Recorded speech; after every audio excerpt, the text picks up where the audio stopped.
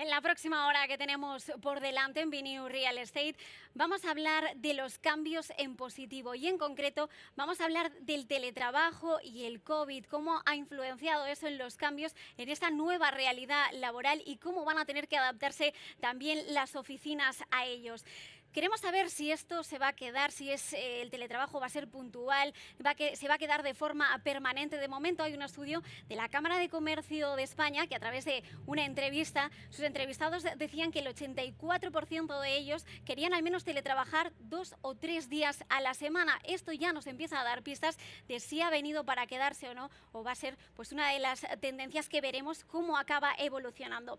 Pero es verdad que el principal atractivo de teletrabajar es reducir el tiempo de desplazamiento, ahorrar en transporte y todo ello va a implicar cambios tanto en la movilidad, en la sostenibilidad y también en el urbanismo. De una manera o de otra nuestras dinámicas van a cambiar, ya no solo a nivel personal, sino también a nivel profesional. ¿Cómo van a ser esas nuevas oficinas? ¿Iremos todos a trabajar a la vez? ¿Se van a dividir esos espacios y por lo tanto necesitaremos oficinas quizá más pequeñas? No hace falta que sean tan grandes. Vamos a ver cómo evoluciona todo ello y lo vamos a hacer de la mano de nuestros expertos. Hoy este debate lo va a moderar Ana Gener, es presidenta y CEO de Savills Aguirre Newman de Barcelona. Muchísimas gracias y bienvenida. Gracias. Pues a raíz de ella vamos a conocer esos puntos, esas nuevas oportunidades y esas soluciones que se van a intentar buscar pues, en este nuevo paradigma, esta nueva realidad laboral, y lo vamos a hacer con Pere Viñolas, consejero delegado de la Inmobiliaria Colonial, e Ismael Clemente, consejero delegado de Merlin Properties. Muchísimas gracias, estaremos muy atentos a todo lo que nos puedan explicar en este nuevo debate en Vineu Real Estate, así que les dejo con ellos. Bueno, muchas gracias. Bienvenidos a todos a esta sesión en la que reflexionaremos sobre el futuro de las oficinas. Esta reflexión es pertinente, puesto que en estos últimos meses ha habido diversas voces que han puesto en cuestión las oficinas. Han salido artículos, sobre todo en Estados Unidos, que pronosticaban la muerte de las oficinas ante el convencimiento de que, gracias a la tecnología, podríamos trabajar desde cualquier lugar sin perder el contacto con nuestro entorno laboral. Lo cierto es que la experiencia que hemos tenido en el confinamiento y durante la pandemia ha hecho que nos replanteemos cómo queremos vivir y trabajar a partir de ahora. Y para profundizar en esta reflexión, no se me ocurre a nadie mejor que Pere Viñolas y Ismael Clemente. O sea que, si os parece, vamos a empezar abordando este cuestionamiento que han tenido las oficinas en estos últimos tiempos, porque lo cierto es que durante el confinamiento, estos 2 meses y medio largos que estuvimos aislados trabajando desde nuestros hogares, la realidad es que lo hicimos con un gran nivel de responsabilidad y de eficiencia. Ha sido, en cierto modo, una experiencia sorprendentemente exitosa, habida cuenta de la poca preparación con la que se llevó a cabo. Entonces, en este sentido, Ismael, tú sabes que muchas corporaciones se les ha abierto un escenario tentador, que es el de rebajar costes a base de reducir superficie de oficinas contratada, ante este convencimiento de que quizá con el teletrabajo puedan necesitar menos metros cuadrados. La pregunta que me gustaría dirigirte, si te parece, empezamos por ti, es si crees que estas reflexiones que ahora se están haciendo en muchísimas empresas son fruto de este impacto directo que hemos tenido reciente, de esta vivencia de confinamiento, o se va a mantener en el largo plazo. Pero yo creo que el teletrabajo ha llegado para quedarse. Hay algunas profesiones a las que se les adapta perfectamente, pero esas profesiones no son ni mucho menos la mayoría de las profesiones. Es decir, tendemos a pensar, que todos somos gente tecnológicamente nativa, muy cool, que tenemos unos espacios en casa perfectamente adaptados para teletrabajar y que somos todos consultores, asesores y millennials.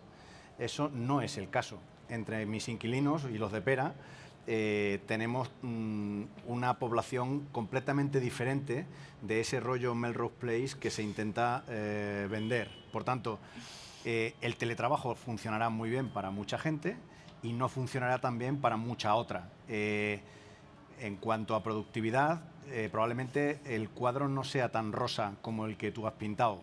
Es decir, cada vez que hablamos con algún director de recursos humanos de alguna de nuestras corporaciones clientes, las productividades se han resentido en algunos casos drásticamente. Por tanto, no es tan fiero el león como lo pintan. Los primeros 15 días, con todo el mundo asustado, pandemia, no sé si me van a echar, todo el mundo está delante del ordenador y todo el mundo está trabajando, pero a la que se empiezan a abrir los bares y la piscina de la urbanización, las cosas cambian drásticamente en materia de productividad.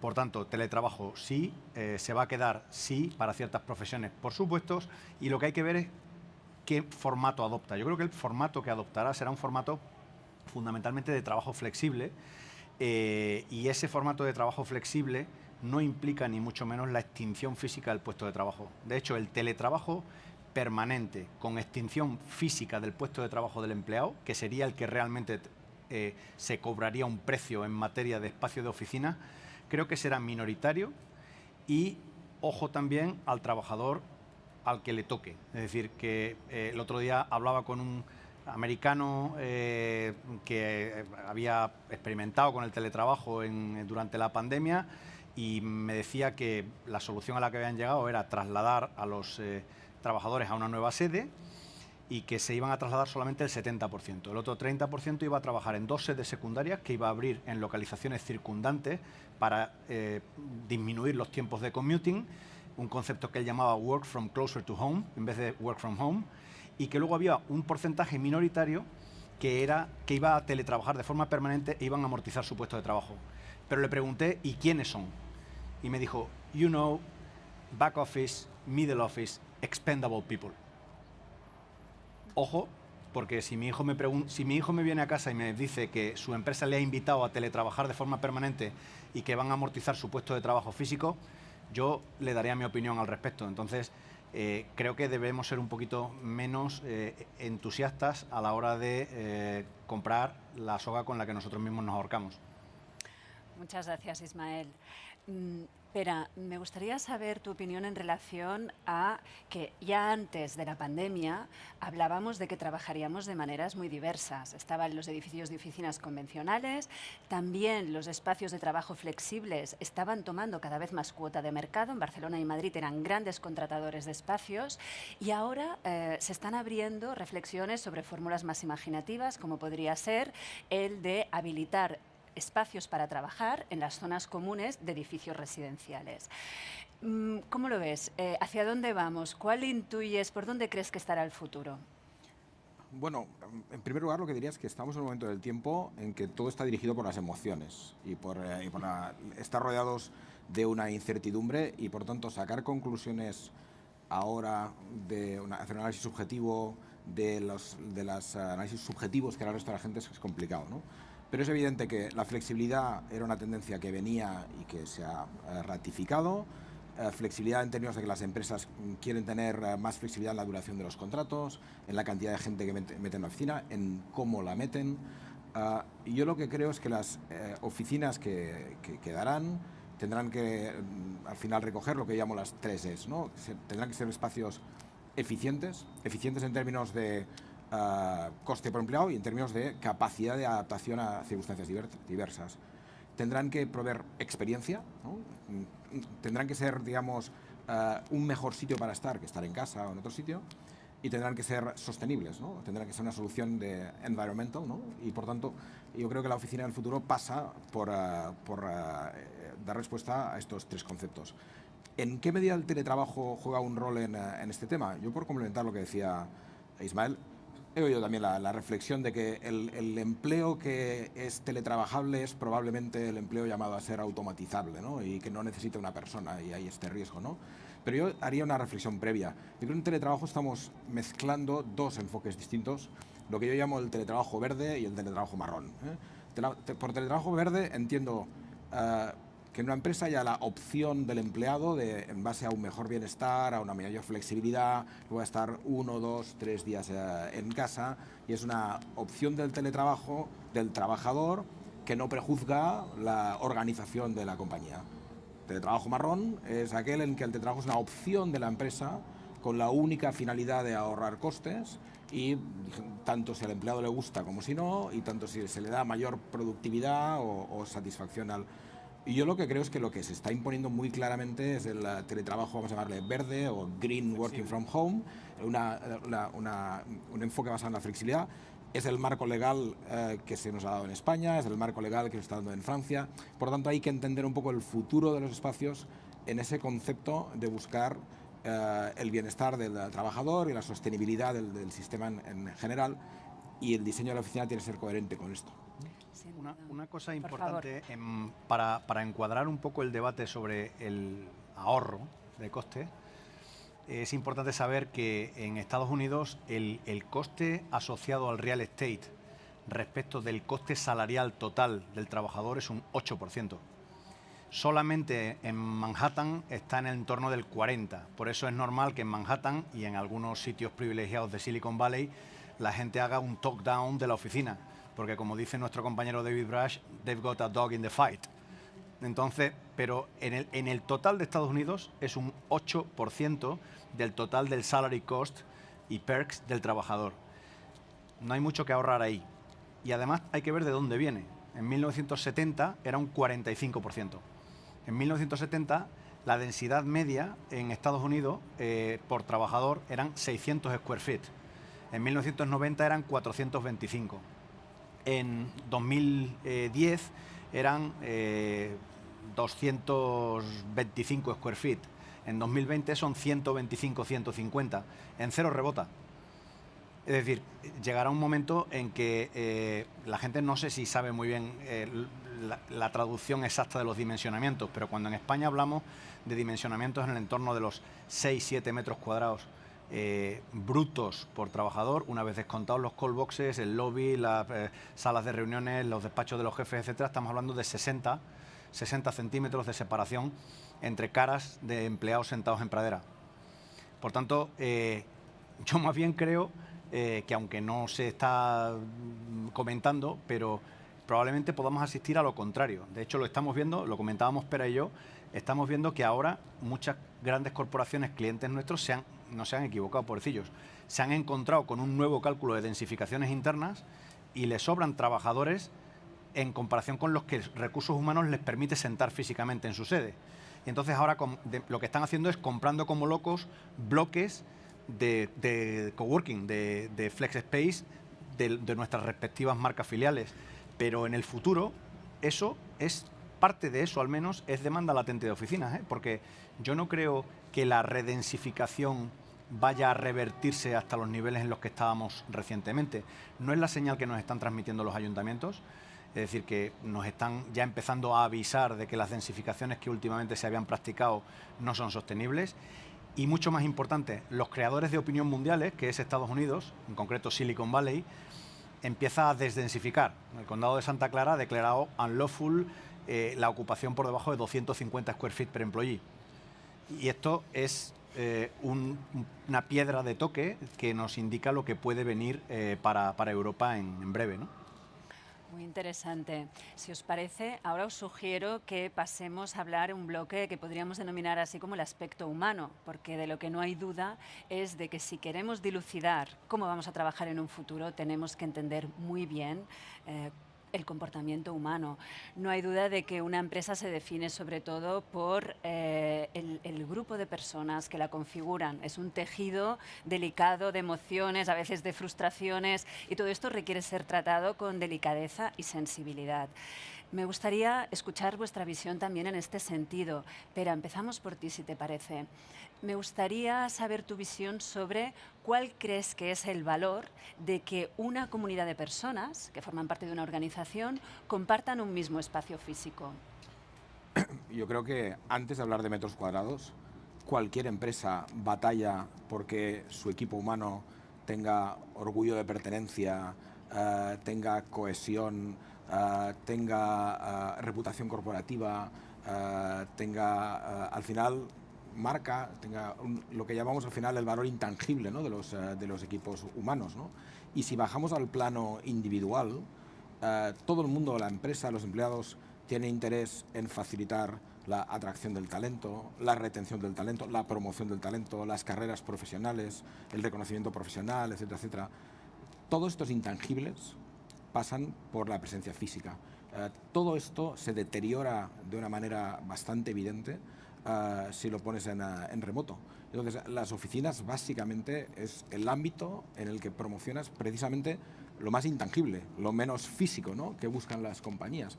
Y por tanto, no deja de ser un tanto incoherente, ¿no?, que ahora que buscamos todos la máxima expresión del valor intangible de las empresas, puedas cargarte, digamos, una de tus principales herramientas para llegar a este fin, ¿no? Sin duda.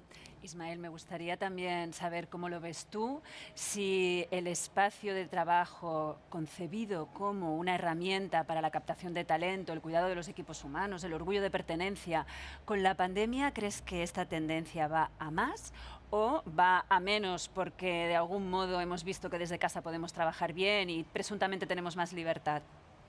Yo creo que va a más y una señal anticipada de que va a más, que supongo que Pera también habrá observado recientemente en los alquileres o en los leases que se están firmando recientemente, es que ha habido un movimiento pendular.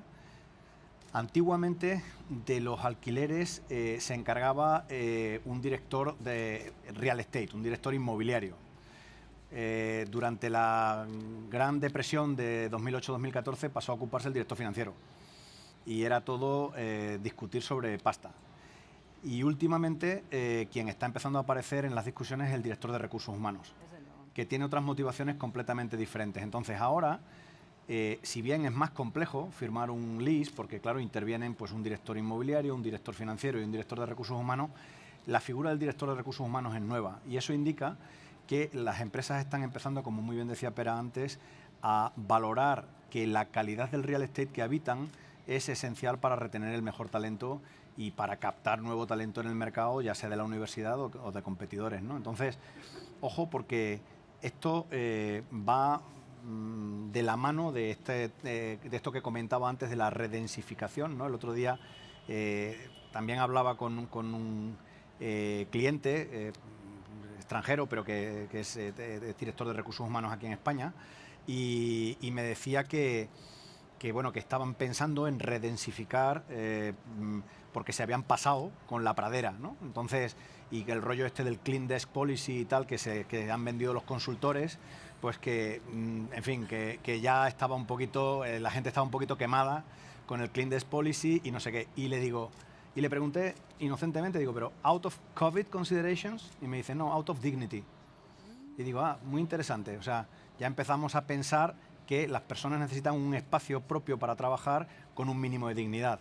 Esto es muy bueno. Probablemente empecemos a vivir a partir de ahora una cierta situación de rebote porque venimos desde densidades altísimas en comparación con las que tenemos ahora mismo.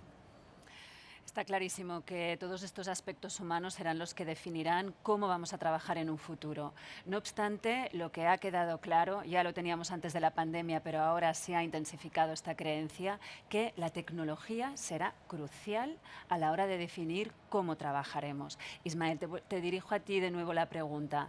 En tu opinión, todos éramos conscientes de que muchas empresas ya estaban haciendo procesos de digitalización y ahora los están acelerando, ¿no? Y quien no había iniciado los está arrancando. ¿Cómo va a definir los espacios de trabajo estos procesos de digitalización en los que la economía en general está inmersa?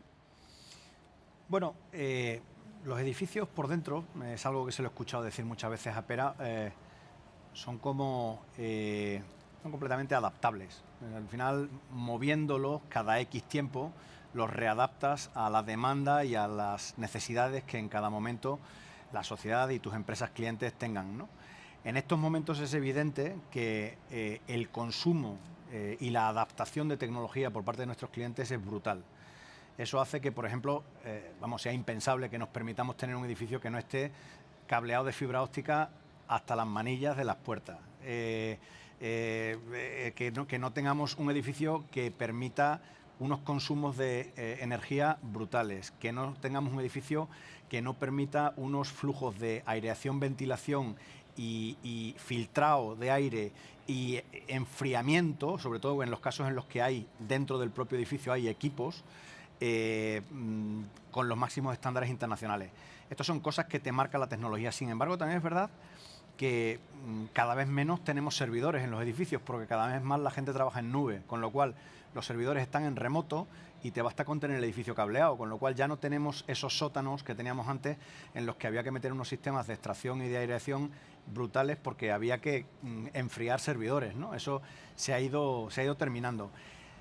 Se ha impuesto claramente la necesidad de crear salas de videollamada, porque es verdad que se ha sustituido una parte significativa del viaje de negocios por el formato webinar o videollamada o videoconferencia, y nosotros nos vamos adaptando a eso. Y en la medida en que vayan surgiendo nuevas oportunidades, pues nos seguiremos adaptando. Nosotros al final somos sector terciario, somos proveedores de servicios para el sector primario y secundario de la economía, y lo que nos vayan demandando se lo tenemos que ir dando.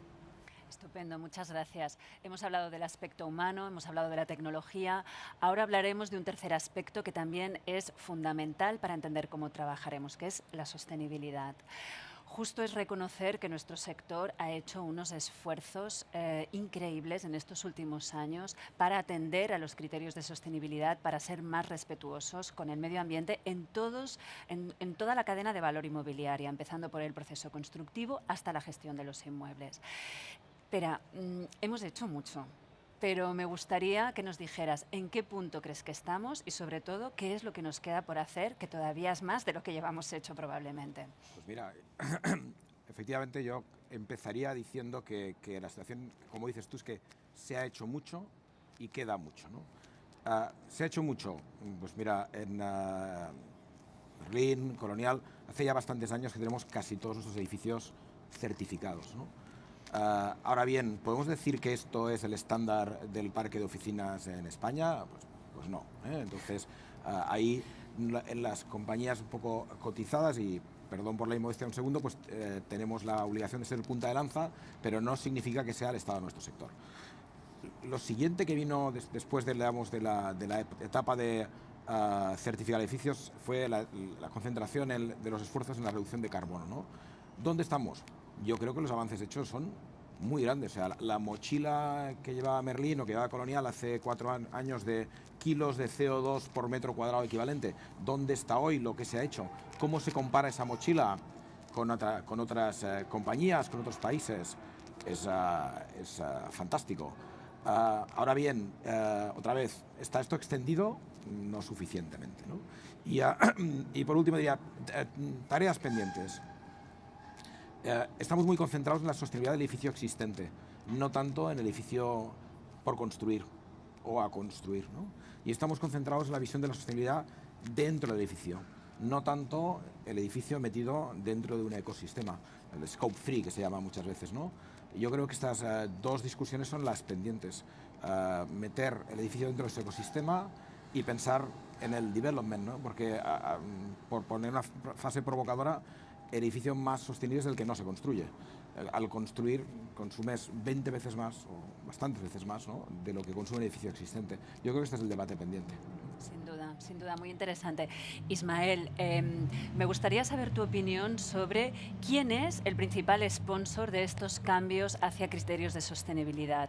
¿Son más vuestros usuarios, que cuando se acercan a vosotros os piden sellos de calidad, sellos de sostenibilidad, etcétera? ¿O es más bien vuestro capital, vuestros grandes inversores, que os están empujando para que llevéis a cabo todo este proceso? Son los dos. Es una muy buena pregunta y te voy a responder con honestidad. Hasta la fecha yo creo que es más capital driven. O sea, este señor y yo nos hemos ido delante de nuestros respectivos consejos o comités a explicar que íbamos a gastarnos una pasta en desarrollar una serie de need list, de listas de necesidades para transformar nuestros edificios en certificables. Y además buscando siempre certificaciones relativamente ambiciosas, porque no hemos certificado nada LEED Bronze, o sea, de Silver para arriba, todo. Hemos conseguido conjuntamente que España haya pasado de la nada a estar en el número 1 en Europa en el Green Building Council. O sea, tenemos un montón de edificios últimamente certificados porque nos pusimos en tándem a certificar edificios como locos. Esto se ha hecho de momento más desde el capital, por un sentido de buena ciudadanía y porque es verdad que tus inversores cada vez tienen más inquietud en materia de ESG. Cada vez quieren que tú, aparte de gestionar tu compañía de una forma eficiente desde el punto de vista financiero, seas un buen ciudadano, seas respetuoso con el medio ambiente, te comprometas con la sostenibilidad, reduzcas en la medida de tus posibilidades, porque los edificios no dejan de ser de tus inquilinos, huella de carbono, etcétera. Por el lado del usuario, hay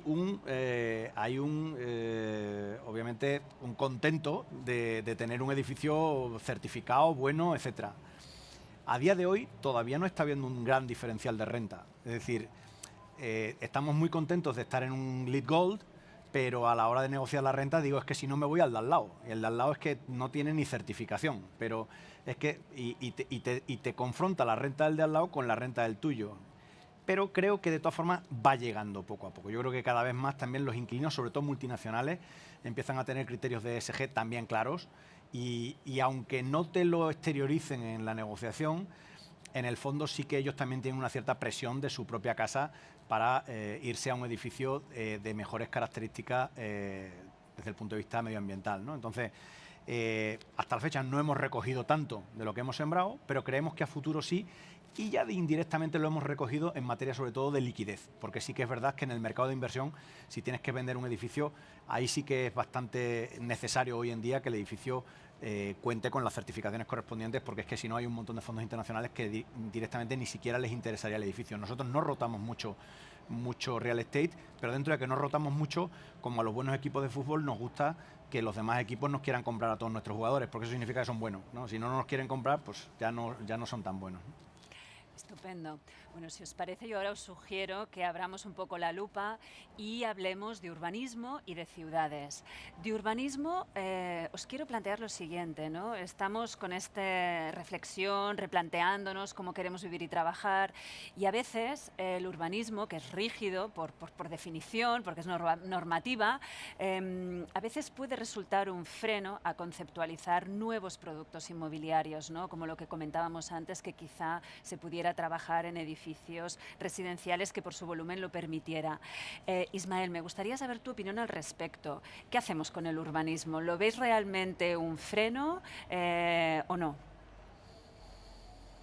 A ver, yo creo que sí que es un freno, claramente, por una sencilla razón. Hay un decalaje brutal entre el estudio, elaboración de borradores, discusión política y elaboración de un plan general y lo que está ocurriendo en la sociedad y en la realidad todos los días. Entonces, ¿de qué te sirve estar trabajando con un plan general del 82 y ese plan general del 82, los usos, lo que pensaba que iba a ser la ciudad, al margen también de la propia competencia profesional del tío que lo redactó, ¿no? Que tendemos a pensar que los arquitectos urbanistas son una especie como de grandísimos gurús, pero no han cerrado un swap por teléfono en su vida.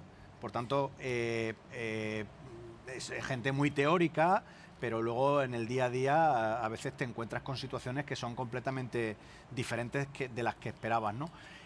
Creo que se está viendo ya cuál va a ser la tendencia. Las ciudades con mejor gestión pública, las más rápidas, Londres, avanza inexorablemente. Vamos, de hecho, Mayor of London yo creo que ya lo ha permitido. A partir de la pandemia ha decretado la libertad de usos. Por tanto, si tú estabas estabas construyendo un edificio de oficinas y ahora piensas que te va a ir mejor como residencial, pues residencial. Y si estabas construyendo un edificio de hotel, consideras que ahora te va a ir mejor como residencia de estudiantes, pues residencia de estudiantes. Sin ningún tipo de autorizaciones previas más allá que de las prohibiciones expresas que establezca la ley, ¿no?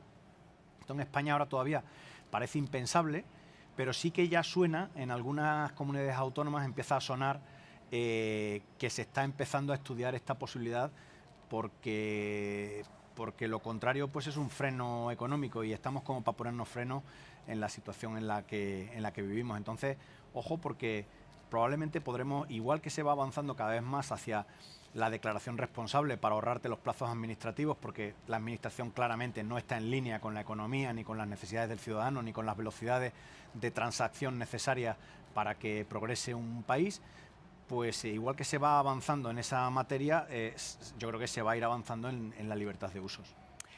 Es muy interesante lo que comentas y yo creo que es bueno que desde esta mesa traslademos esta idea, ¿no? Que las ciudades son organismos vivos y que lo que necesitan en cada momento va evolucionando según el periodo histórico en el que estén, ¿no? Barcelona y su Paseo de Gracia es un ejemplo clarísimo de cómo necesitó residencial, luego oficinas, luego hoteles y ahora pues estamos ahí redefiniendo a ver qué pasará con ese eje, ¿no? Aunque ya hay muchos edificios en propiedad horizontal y es difícil. Sí, el urbanismo debería ser más flexible. Esto yo creo que es un mensaje que es bueno que lo traslademos. Espera, me gustaría que contigo habláramos de ciudades. No solo las oficinas han sido puestas en duda durante estos últimos meses, también las ciudades como forma de organización social se han puesto algo en duda porque todos hemos visto que quienes pudieron confinarse en entornos menos densificados pues tuvieron más seguridad, más calidad de vida, etc.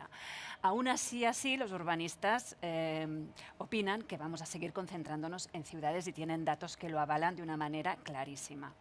Pero se tienen que transformar. Las ciudades se tienen que transformar. Uno de los conceptos que más se está poniendo ahora en valor es la de la ciudad multicéntrica, que Anne Hidalgo y su París de los 15 minutos está siendo bandera. A mí me gustaría conocer tu visión al respecto de esta ciudad multicéntrica y si la ves posible para Barcelona y Madrid. Yo creo que en el ámbito del urbanismo, con todos los ámbitos, es muy importante aterrizar el debate, ¿no? Sobre realidades concretas. Y lo primero que diría es, no tiene nada que ver la realidad de Barcelona con la de Madrid con la de París, con Londres o con Nueva York. Y lo digo en relación a este debate de la ciudad multicéntrica, ¿no? La ciudad multicéntrica creo que puede tener un sentido muy... que ya es una realidad en Londres, lo puede tener en París, ¿no? Si hablamos de Madrid o Barcelona, tendríamos que hablar de policéntrica, oligocéntrica, ¿no? Bicéntrica. Creo que tendríamos que hacer una cosa adaptada a la realidad. Pero yo diría varias cosas. La primera es la ruralización de la ciudad no es una buena idea. Las ciudades han ganado como concepto porque ofrecen economías de escala y economías de alcance. Otra vez, volviendo al campo, digamos, intangible, donde ha surgido la propiedad intelectual, donde ha surgido la riqueza, donde hay un clúster, ¿no? Donde se generan estas actividades, digamos, de sinergia que permiten la creación de riqueza. Las ciudades como artefacto que genera economías de alcance y economías digamos, de escala es un elemento que pienso que sigue siendo ganador, ¿no? También responde eficazmente a retos como la sostenibilidad, en términos como el transporte, crecimiento vertical versus crecimiento horizontal, todo este tipo de debates, ¿no? Entonces, el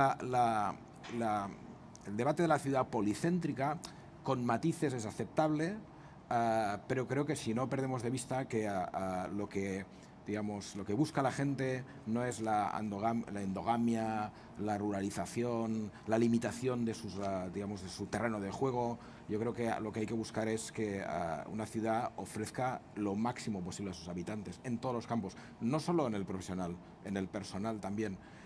Creo que unas visiones relativamente fragmentadas de lo que es la vida de las ciudades no creo que acompañen bien esta dirección. Muy bien, muchísimas gracias. Bueno, quisiera haceros una última pregunta, una un poquito más distendida y otra ya más profunda. La distendida es, os pregunto a los dos, ¿cómo trabajáis normalmente y cómo os gustaría trabajar? Y la más profunda, y bueno, a ver cómo la enlazáis una cosa con la otra, es... Me gustaría saber vuestra visión sobre cómo salimos de esta, y por esta me refiero a esta situación de crisis económica, sanitaria, social, tan grave en la que estamos. ¿Quién arranca? Le dejo a Pere la segunda, que... No, oye, si te contesto las por dos, favor, ¿no? Porque por favor. no tengo respuestas muy sofisticadas. A mí me gusta trabajar en todas partes y me siento afortunado porque me gusta trabajar en la oficina, en casa, en la calle, en Barcelona, en Madrid, en Londres, en París, ¿no? Es decir, digamos, lo que no es recomendable es los mundos pequeños, ¿no? Entonces, me gusta trabajar en todos los sitios, ¿no? Respecto al segundo tema de cómo salimos de esta, diría dos cosas. La primera es que esta crisis, como muchas, tiene un elevado componente psicológico. Entonces, yo creo que lo primero es que a escala individual todos cojamos una actitud de responsabilidad optimista, de arrimar el hombro, de tirar para adelante, y esto es la base para que las cosas se den la vuelta, ¿no? Y la segunda cosa que digo es que yo siempre he pensado que hay una cierta tendencia en las sociedades de hoy en día a pensar que vivimos un mundo de problemas de carácter básicamente político, de entorno básicamente local y que tiene soluciones sencillas, ¿no? Yo creo que esto de la pandemia te pone otra vez encima de la mesa que el mundo en el que vivimos, lo que va a afectar a tu vida es básicamente global, de raíz económica y complejo. Entonces, este tiene que ser el foco en el que tú trabajes para ver cómo sales de esta. Estupendo, muchas gracias, Ismael. ¿Cómo trabajas? ¿Cómo te gustaría trabajar? A mí donde me gustaría trabajar es fundamentalmente en mi sitio, a ratos, y en los activos. Me encanta estar viendo el activo, enredando y hablando con el asset manager o con el tío que hace el facility o tal, pues es como más se aprende y como tú mismo te das cuenta de pequeñas cosas que se podrían cambiar para mejorarlos, etcétera. Eso es lo que me gustaría. La realidad es bien distinta. La gran parte de mi tiempo se transcurre en salas de reuniones, aviones, trenes, transporte y en la calle, yendo de un sitio para otro. En algunos casos dueño de mi agenda y en otros casos la agenda es dueña de mí. Esta es la realidad. Dicho lo cual, como dice Pera, lo disfruto un montón y además estoy absolutamente acostumbrado a estar donde haya que estar, cada día en un sitio y me adapto. No es una cosa que me obsesione ni me preocupe especialmente. Respecto a cómo salimos de esta, es más complejo que la leche, ¿no? Yo creo que la única forma de salir de esta sería volver a sentarnos entre todos nosotros y alcanzar algún tipo de pacto social, pero es un pacto social muy complejo por la cantidad de intereses creados que hay en un montón de grupos de la sociedad, ¿no? Pacto social en el que nos demos cuenta de que tenemos una sociedad en la que hay receptores y pagadores y que los pagadores no son los intermediarios, no son los políticos, sino el contribuyente. Por tanto, lo primero que habría que recuperar es la autoridad y el prestigio de la figura del contribuyente. Que ser contribuyente sea una cosa importante y reconocida en la sociedad, porque solo de esa forma las clases pasivas podrán seguir percibiendo sus correspondientes prestaciones o subsidios. Hasta la fecha se ha opacado la figura del contribuyente porque en el medio se ha metido una figura, es una figura de intermediación pura, que es el político, que hace ver al receptor que los fondos se los da él, pero no se los da él, los coge de aquí. ¿Cómo se cura eso? Con una insuficiencia fiscal del Estado. Es decir, cuando te pegas contra un muro tipo Grecia, se te quitan todas las tonterías y entonces ahí es donde de verdad el que recibe se da cuenta de quién paga y que el que estaba en el medio era un decorado, ¿vale? Entonces, eso, si en vez de hacerlo de forma abrupta y traumática, como le ocurrió a Grecia o a Portugal, lo pudiéramos hacer por pacto social, una especie de nuevos pactos de la Moncloa, y se recuperase esa figura del contribuyente, se fomentase la creación de riqueza, la creación de empleo, la redistribución de esa riqueza de una forma racional, para conseguir pues, una paz social, los problemas se anticipasen con tiempo. Hay profesiones que están cambiando y que sabemos que se van a extinguir. Pues, señor mío, si se van a extinguir dentro de 10 años, empieza a formar a esa gente para que tengan alguna posibilidad de reciclaje, porque si no, dentro de 10 años ya lo único que puedes hacer con ellos es convertirlos en clase pasiva. Ayuda a sus hijos a que no tengan que repetir la historia de sus padres. Todo eso se podría hacer en una sociedad en la que hubiera un poquito de mejor voluntad. Desgraciadamente, el juego político ha introducido la ideología como un factor de secuestro de la libre formación de la voluntad por parte de la gente y la divide en bandos, ¿no? Entonces, eso en muchos casos excluye completamente cualquier debate racional. Ojalá fuésemos capaces de salir de esto por nuestros propios medios y no mediante un gigantesco rescate nunca visto en la historia económica del mundo, porque un rescate de Grecia o de Portugal es una tontería. Un rescate de una economía del tamaño de España son otros López, ¿eh? Eso hay que verlo para entenderlo si algún día, esperemos que no, llega a ocurrir. Gracias, Ismael. Nos llegan preguntas desde el chat, pero disponemos de muy poco tiempo. Voy a leer alguna. La pregunta dice así: las oficinas cumplen una doble función de fidelización e identificación de los empleados con la compañía. ¿Son partidarios de más metros o de menos personas en las oficinas? Bueno, yo creo que es, ¿cómo se dice esto? Tirar a parado, ¿no? No sé. ¿De qué sois más partidarios? A ver, yo soy partidario de menos densidad en las oficinas y de la flexibilidad de los empleados para tener una razonable calidad de vida utilizando el teletrabajo de forma inteligente. Estupendo. Sí, es sencillo. Ismael, no sé si quieres añadir algo. Pasamos a una última pregunta. ¿Opináis que el trabajo en remoto supone una pérdida del sentimiento de marca al no tener que acudir a un espacio físico común? Vale, pues yo creo que sí, y de hecho creo que poca gente ha reparado en el hecho de que la razón por la que también muchos nos hemos sentido bien y hemos conseguido buenos niveles de productividad trabajando en los momentos iniciales de la pandemia es porque teníamos un fondo de comercio acumulado durante muchísimos años de conocimiento y camaradería con los tíos con los que nos conectábamos en un chat. Entonces, ese fondo de comercio, si tú no lo cuidas, lo tienes que ir amortizando y llega un tiempo en el que desaparece. Entonces, si tú tienes que trabajar en remoto, en un chat, por teléfono, tomando decisiones muy rápidas con gente que conoces, tú sabes perfectamente cómo piensan, cómo razonan y casi te puedes anticipar a lo que te van a contestar a una pregunta tuya. A la que se haya perdido todo ese fondo de comercio común y trabajes con perfectos desconocidos a través de una pantalla, creo que la innovación, el sentimiento de pertenencia, la originalidad, el compromiso se ven seriamente resentidos. Qué bonito este concepto del fondo de comercio común, de un equipo humano que está acostumbrado a trabajar juntos. Yo creo que eso es lo que va a desentrañar en gran parte la manera en la que trabajaremos en un futuro. Pero, Ismael, ha sido de verdad un placer escucharos. Gracias por vuestra generosidad de compartir vuestra visión y terminamos ya esta sesión que hemos tratado pues, de poner encima de la mesa todas estas reflexiones que se están produciendo en estos últimos tiempos, porque lo que está claro es que vamos a vivir y trabajar de una manera diferente y tenemos que conseguir que sea para mejorar la calidad de vida de todos.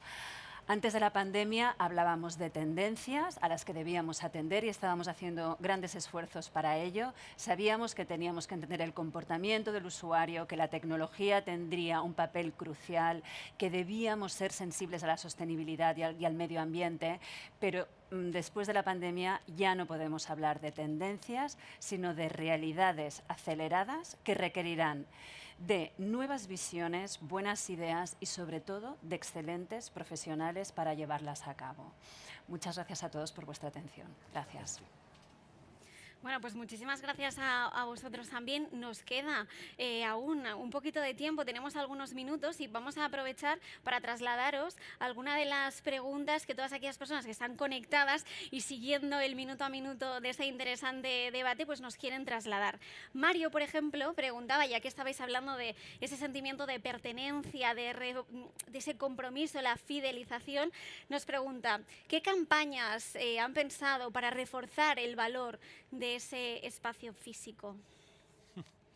Más que campañas, que eso implicaría una especie de sentido como de publicidad, lo que sí que hemos abierto una reflexión interna sobre si debemos ir más allá de la relación arrendador-propietario con las empresas que tenemos como clientes en nuestro portfolio y llegar hasta el trabajador que trabaja en esa empresa, es decir, conocer de dónde viene, desde el punto de donde vive, cómo se transporta cada día a la oficina, ayudarle con los planes de transporte al trabajo, crearle posibilidades de transporte compartido, darle nuevas posibilidades de transporte público mediante negociación en bloque con las administraciones públicas, ayudarle también con el sentimiento de orgullo por la calidad del espacio en el que está, que al llegar por la mañana se encuentre pues que hay una máquina de café expreso con la que el conserje le pone un café al entrar y le saluda por su nombre, que haya un client recognition como hay en la hostelería, por ejemplo,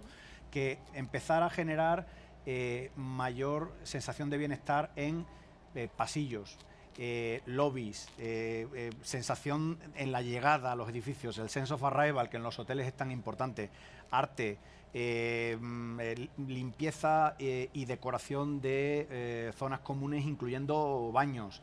Ese tipo de historias que históricamente a lo mejor se han pasado un poquito por alto, porque era una relación meramente mercantil, arrendador-arrendatario, te pago la renta, negociamos cada 5 años y ya está. Ahora quizás hay que transparentar e ir hasta el señor que trabaja físicamente para tu arrendatario. Claro, no sé si Pere también comparte ese refuerzo del vínculo y saber un poquito más de todas aquellas personas que están trabajando Absolutamente. ahí. Yo creo que el futuro es que las relaciones en el espacio oficina sea customer centric, entendiendo que tu cliente es el usuario final y no solo la empresa que también que te contrata el espacio, ¿no? Claramente. Muy bien, pues comentabais ahora también las soluciones. Decían ellos que va a ser complejo encontrar al final una solución a la situación que estamos viviendo, pero Ismael nos hablaba de ese compromiso, volver a sentarnos, del diálogo, de encontrar consensos y alcanzar, como decía Ismael, un gran pacto social que justamente sirva para esa reactivación de la economía. El compromiso, la fidelidad y la anticipación. Muy interesante también esa reflexión sobre las profesiones que se van a extinguir.